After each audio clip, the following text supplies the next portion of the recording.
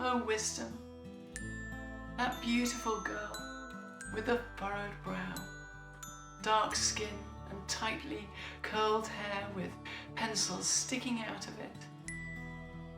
When she came out, when she revealed herself, she did it with 100 thinkers at her back, with Sylvia, Marcia and Lou.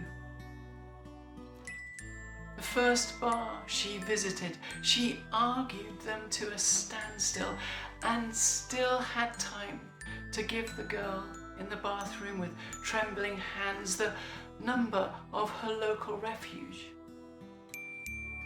And when she speaks, it is with passion, and when she listens, compassion.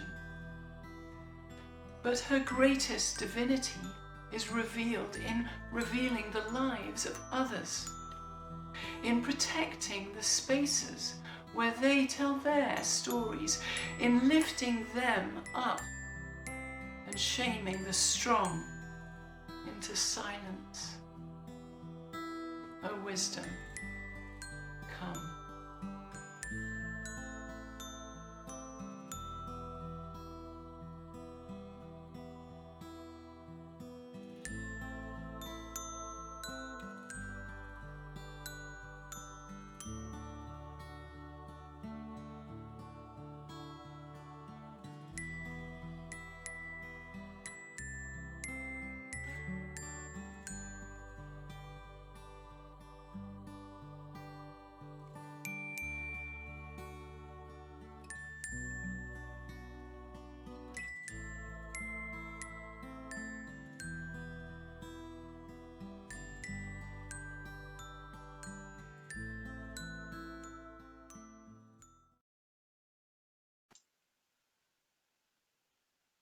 O Lady, statuesque, stately, each line a story, each creak in her bones a song, every breath a eulogy to a lost friend or lover.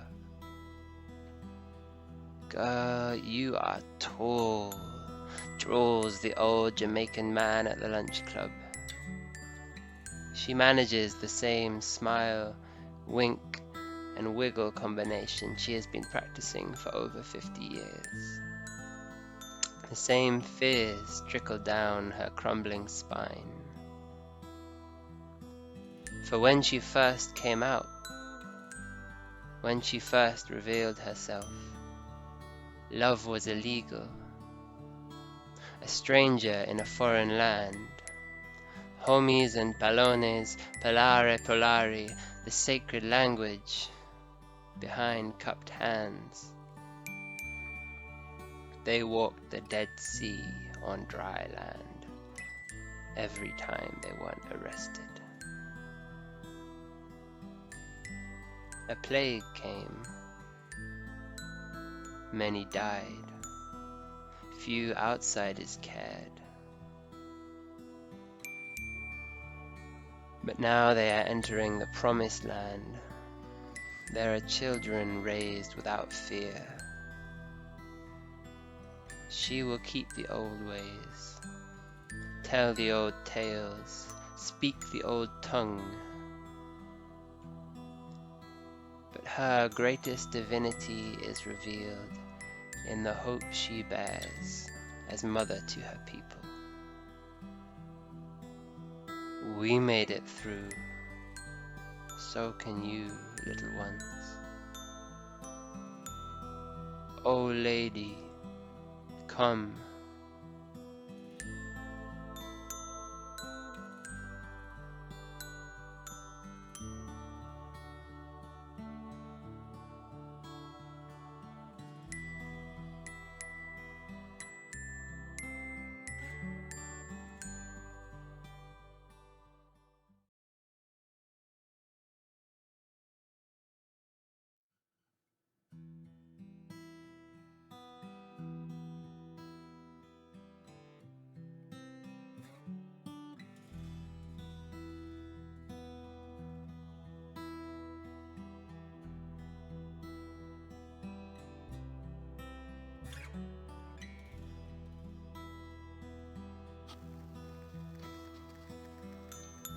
O branch of Jesse's stem. That shoot that sprang up from the stump of Jessica, the cocky lad with a lemon in his pocket to give the right swagger in his step, the old butch bouncer ruffling the hair of his brand new short back and sides, fierce femmes smouldering fit to scare him right out of the bar, and the kindest girl in the world, with the brightest eyes, taking him home, tucking him in when he'd had too much to drink. The shoot grew buds and branches. Hormones and surgeries kept him growing in the right direction. He lost a few. Branches of family and friends that weighed him down. He still holds the scars. But he grew strong and healthy and hairy and happy. Then one day, when the sun was out high in the sky, buds began to appear unlike the others, slowly unfurling, soft and delicate. Bright colours stood out against the branches and leaves. Flowers and fruit decorated the strong frame that had grown from the stump, despite everything. And so his greatest divinity was revealed. Jesse surprised even himself with the brightness he could display. Sequins and blusher, chiffon and lace, decorating the stubble and muscle that had formed from the shoot that grew from the stump. O rod of Jesse, come.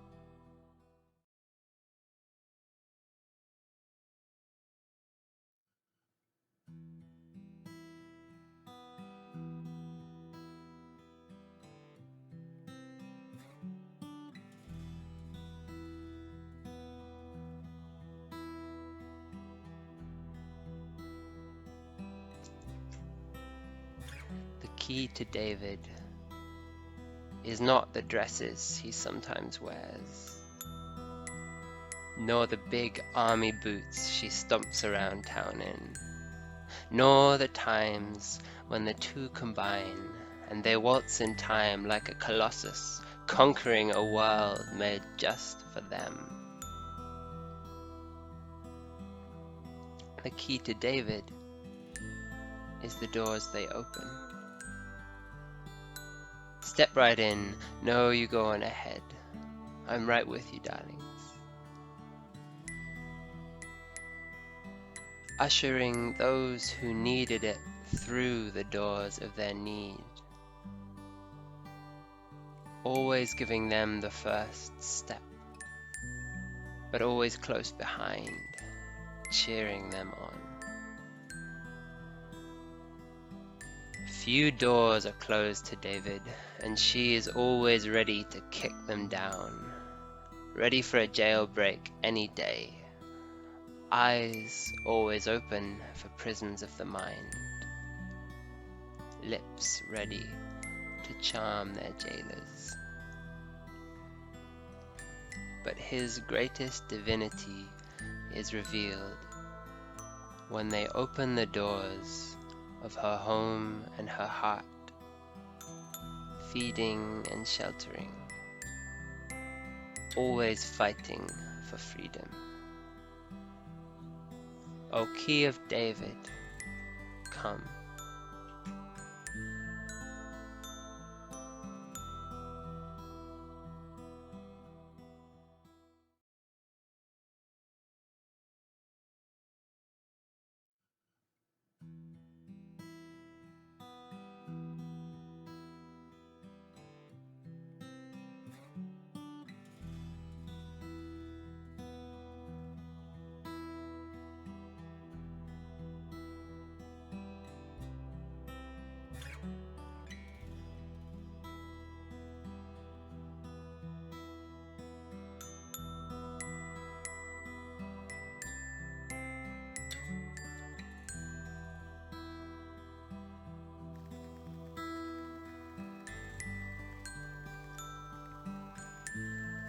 O radiant dawn, arising anew every night at the club, the star of every show, performing her gender like it's a 3-stage cabaret in itself.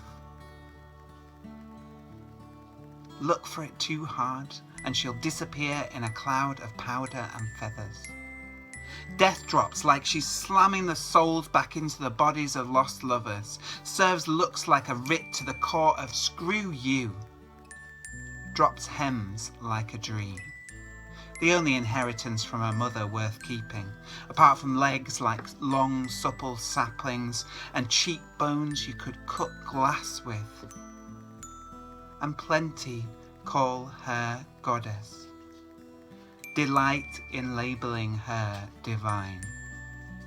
But her true divinity is revealed on the stage of life, holding hands with the dying, singing songs with the sick, binding up wounds with rosy fingers, making everything new. A true star. O radiant dawn, come.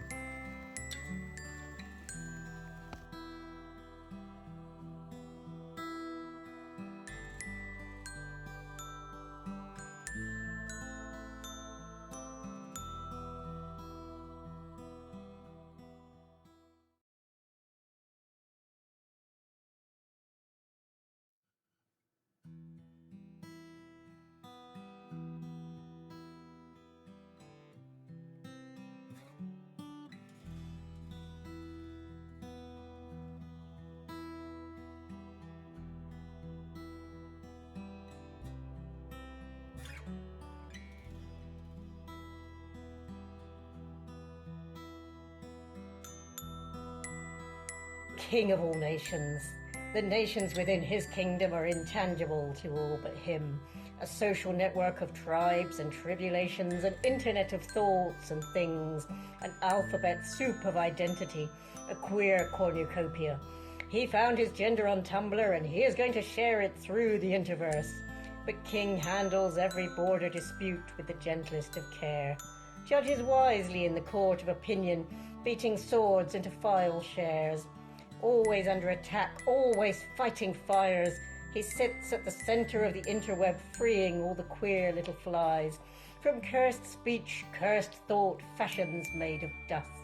And the fascists, so many fascists, and he is despised for being wise, for not falling into traps, for checking bridges for trolls before he crosses them, even if those trolls float into his DMs like the softest of fairies. Even if they have billionaires at their back. No troll slayer. King is a troll ignorer, a troll blocker. But King's greatest divinity is revealed in the power he forgoes, in the injuries he forgets, in the failures he forgives, binding together his wounds with the wounds of his enemies, so no one shall ever train for war again. O King of all nations, come.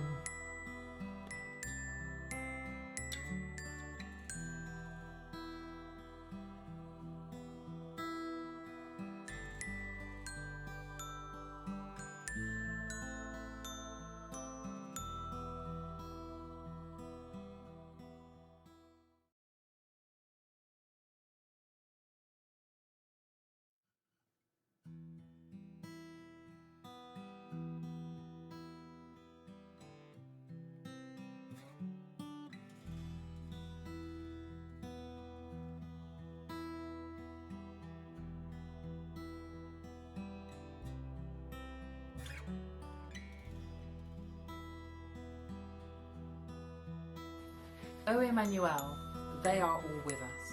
Sapienta, Lady, Jessie, David, Dawn and King. Watching, witnessing, dry bones of the ancestors. Rise up and walk. Voices of the ancestors sing out and talk. We bear the seed of their histories in the womb of our mind. But new births also happen every day. They practice kissing at the back of the bus, trying on their mother's high heels, mark-eye pencil stubble across their chins. The spark of divinity lights fires in their hearts too. And it burns brightly, but does not consume that which it burns. The fiery, not quite a boy with the fierce eyes and the baggy band t-shirt. The weary, not quite a girl with the soft hands and the dry as dust sense of humour.